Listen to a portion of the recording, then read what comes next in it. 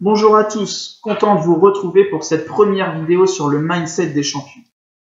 Lorsque tu veux atteindre une performance, si tu te focalises sur le résultat, tu pars dans la mauvaise direction.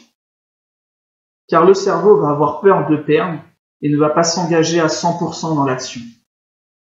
Ce qui entraîne une perte de moyens. Lorsque je parle de perte de moyens, ça va être une perte de concentration, une perte de motivation, de l'énervement, de la crispation, toutes ces choses-là que tu as dû vivre en tant que sportif. Par exemple, je travaillais avec un jeune rugbyman que j'ai mis lors d'un post précédent sur ma page professionnelle. Lorsqu'il était face au poteau lors de ses tirs de pénalité, il se disait souvent « il ne faut pas que je loupe ». Et lorsqu'il avait ce discours interne, plutôt négatif, boum, il ratait. C'est-à-dire qu'en fait, le discours interne entraîne donc nos actions. Et si on a un discours interne négatif, en général, ça va nous amener vers ce que l'on ne souhaite pas faire. Je ne souhaite pas atteindre cet objectif-là, j'ai peur de faire ci, j'ai peur de faire cela. Ça va nous empêcher de faire notre action. Alors pour atteindre les plus hauts sommets de performance, les champions vont fixer leur attention sur la personne qu'ils souhaitent devenir dans le futur. L'intention va être sur la personne que tu souhaites devenir et non sur ce que tu veux obtenir. Le résultat n'aura pas de sens. Cela va permettre d'augmenter la motivation sur ce que tu entreprends. Le but est d'essayer de visualiser ce que je veux être lorsque j'aurai atteint mon objectif. Qu'est-ce que je vais ressentir lorsque j'aurai atteint cet objectif?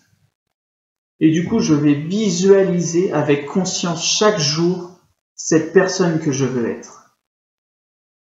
Chaque jour, je vais faire cet exercice-là pour me l'intégrer en moi, la personne que je veux devenir dans le futur. Les grands champions font cela. En ayant une visualisation positive de leur future réussite, ça les aide dans l'inconscient à rester motivés et à avoir une vision. Ils vont savoir comment ils vont faire pour atteindre leurs objectifs. Qu'est-ce qu'ils vont pouvoir faire?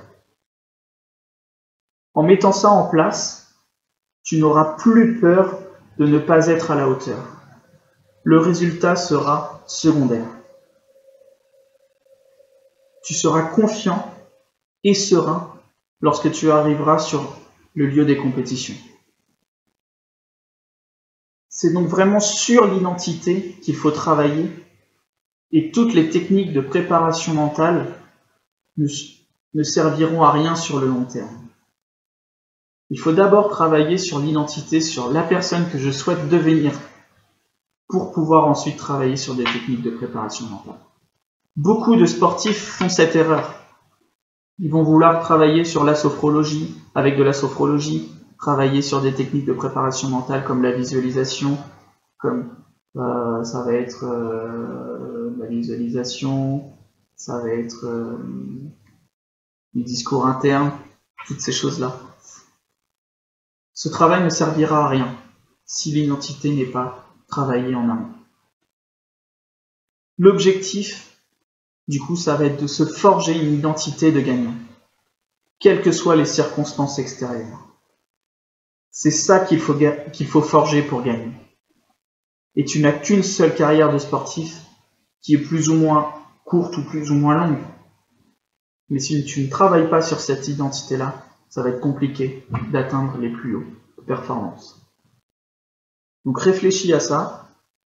N'hésite pas à mettre en commentaire ou à m'envoyer un message privé.